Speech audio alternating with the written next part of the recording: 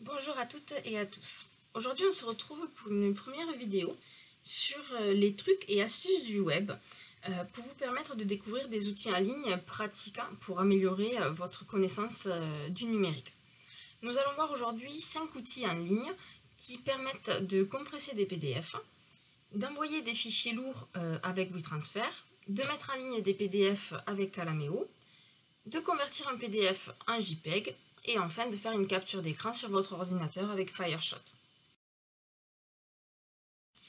Nous allons voir donc le premier outil en ligne qui permet de compresser des PDF. L'utilité de ceci, c'est de réduire la taille du PDF pour l'intégrer à un mail ou encore pour intégrer un document dans votre site internet par exemple. Pour cela, vous allez sur votre navigateur de recherche et dans la barre de recherche, vous tapez compresser PDF.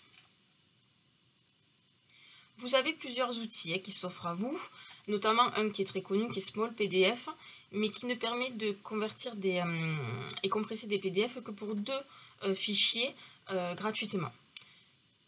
Donc moi j'utilise ce fichier qui s'appelle PDF Compressor. Vous arrivez sur l'interface du site, il vous suffit tout simplement d'aller chercher votre fichier en cliquant sur Sélectionner.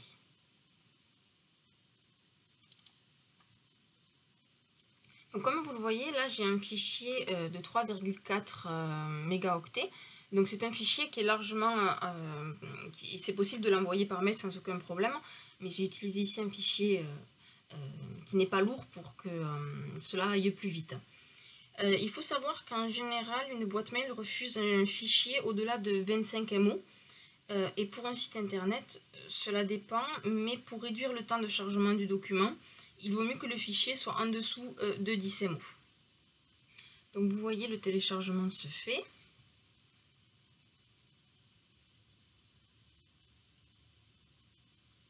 Donc petite précision, un fichier qui est déjà compressé ne pourra pas être compressé de nouveau, dans le sens où la taille du fichier ne changera pas énormément. Nous verrons ensuite que si un fichier n'est pas compressable, vous ne pouvez pas réduire complètement la taille du fichier, on va avoir l'outil WeTransfer pour ça. Donc vous voyez, le fichier s'est téléchargé et on a réduit la taille de 86% du fichier.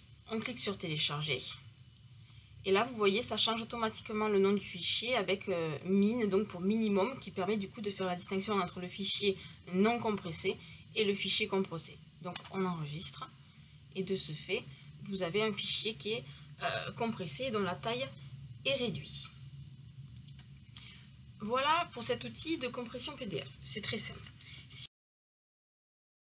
Si du coup vous n'arrivez pas à compresser un fichier en dessous de 25 MO, il existe un outil qui permet d'envoyer un fichier qui est trop lourd par mail.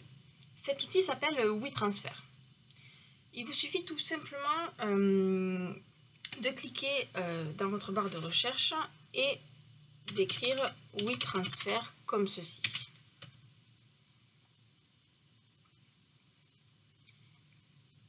Vous cliquez sur le premier lien qui est wetransfer.com. C'est un service en ligne qui permet d'envoyer gratuitement jusqu'à 2 Go de données au destinataire de votre choix. C'est très pratique et très simple d'utilisation. Au-delà de 2 Go, cela devient payant.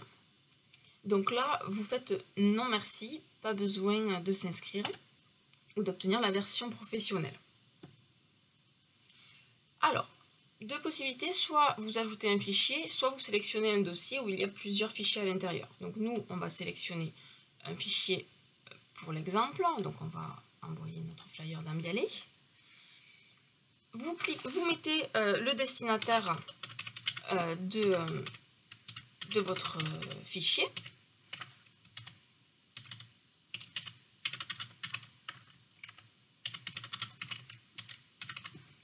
Vous mettez un message.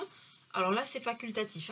Le message n'est pas obligatoire. Ce que vous devez obligatoirement mettre, c'est votre fichier, l'adresse mail des destinataires. Vous pouvez en mettre plusieurs, sans souci. Et votre adresse mail à vous. Quand vous allez débuter le transfert, donc là, c'est tout nouveau. Pour sécuriser le transfert, un mail est envoyé à l'adresse que vous avez indiquée juste avant, avec un code de vérification. Donc il suffit tout simplement d'aller chercher votre code de vérification dans votre adresse mail et de le notifier ici. Ensuite, vous cliquez sur vérification et le fichier s'envoie. Il faut savoir que le lien qui va être envoyé ensuite au destinataire ne dure qu'une semaine. Ainsi, le destinataire a une semaine pour télécharger les fichiers. Après, le lien sera caduc et il faudra renvoyer le fichier s'il ne l'a pas téléchargé. Vous recevez un mail confirmant l'envoi des fichiers et un autre mail confirmant le téléchargement de ces fichiers par le ou les destinataires. Donc voilà, cet outil permet d'envoyer jusqu'à 2 Go de fichiers, c'est extrêmement pratique. Si ensuite pour votre site internet, votre fichier est trop lourd mais que vous souhaitez quand même intégrer un magazine, un flyer, un document quelconque dans votre site internet, il existe un autre outil qui s'appelle Calameo. Donc vous mettez dans votre barre de recherche Calameo, je ne vais pas y arriver, Calameo. Donc c'est le premier lien également, vous cliquez dessus.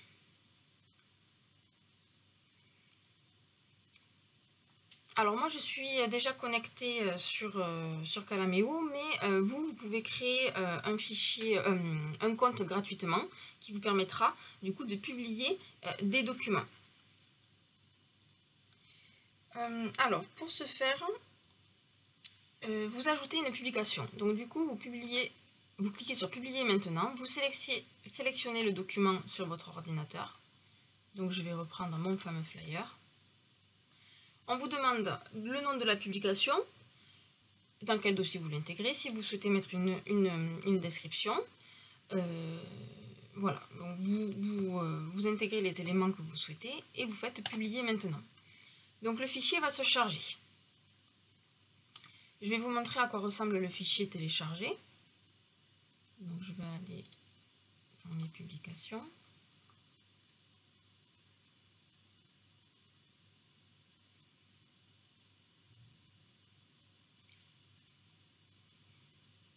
Donc voilà, on peut mettre toutes sortes de fichiers. Donc là, c'est notre flyer d'Ambialé. Quand il sera publié, vous le trouverez ici dans vos publications. Vous cliquez sur le petit œil ici. Et vous avez là votre fichier qui a été mis en ligne. Alors, dans la version de Calameo gratuite, les personnes qui ont accès à ce fichier ne pourront pas le télécharger. Vous voyez ici, ce n'est pas possible. Et il y a également des publicités. Voilà, vous avez donc votre flyer ici. L'avantage, c'est que vous pouvez le retrouver dans la partie brochure de votre site internet, par exemple pour nous.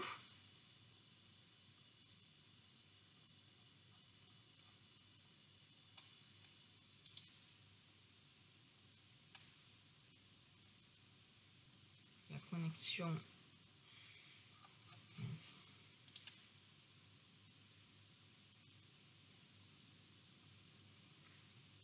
Voilà, vous le retrouvez ici dans la partie feuilletée. Et on trouve du coup le lien vers le Calameo. Le quatrième outil que nous allons voir permet de convertir un fichier PDF en JPEG. Alors, je ferme. Vous notifiez dans la barre de recherche, vous tapez convertisseur PDF JPEG. Là aussi, il existe plein d'outils. Moi, j'utilise PDF de JPEG.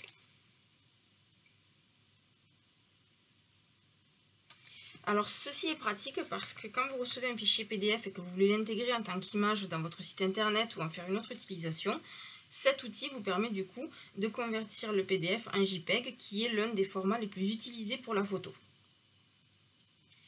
Alors, tout simplement, c'est toujours pareil, vous choisissez votre fichier en PDF, vous choisissez la qualité que vous souhaitez, excellente, et vous convertissez le PDF en JPEG. Alors, vous voyez, le PDF ici est limité à 25 mégabits. Donc là, je vous conseille, du coup, si votre fichier est trop important en PDF, bien sûr, de revoir le premier point qu'on a vu, c'est-à-dire de compresser le PDF d'abord et ensuite pour le convertir en JPEG si si le fichier est trop lourd.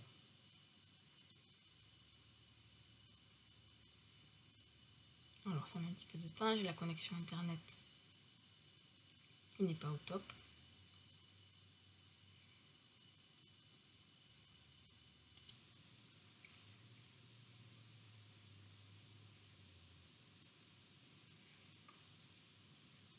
Et voilà, vous avez donc vos images en PD, en JPEG.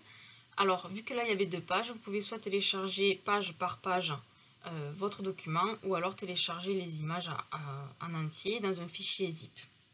Si vous voulez convertir un autre fichier, il suffit de faire un retour. Et là, vous refaites la même chose, choisir un fichier PDF.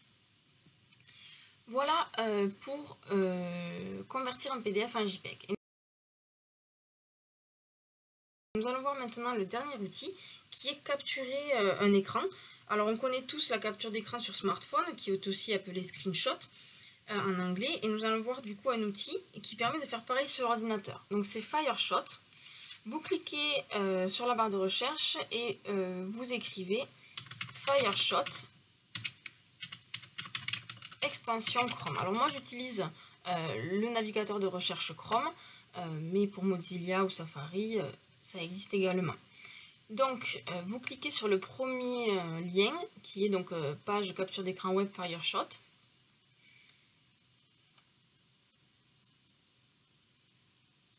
Alors, c'est juste un truc à installer sur votre navigateur de recherche, mais il n'y a pas de souci. Il suffit tout simplement de cliquer sur Ajouter à Chrome,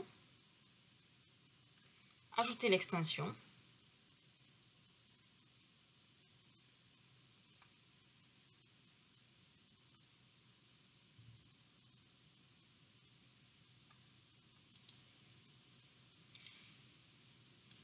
Et là, vous avez un petit onglet qui s'est ajouté dans votre barre de recherche en haut, qui est donc Fireshot, qui vous permet d'accéder directement à l'outil sur votre navigateur de recherche.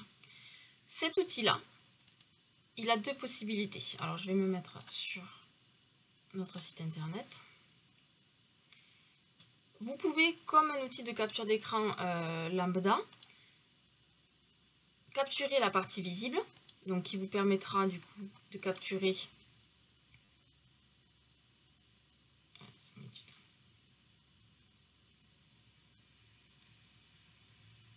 donc la partie visible de votre écran.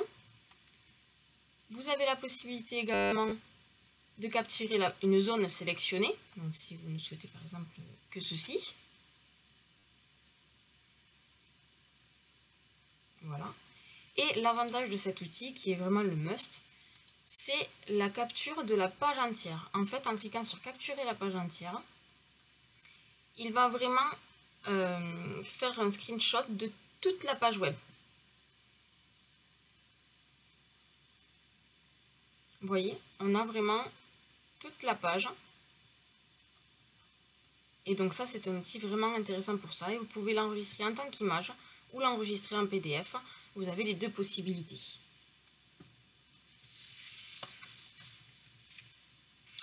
Voilà pour cette vidéo qui se termine donc avec ces 5 outils. J'espère que vous avez appris des choses pour faciliter du coup votre navigation et votre connaissance sur le web. Et je vous dis à très vite et prenez soin de vous.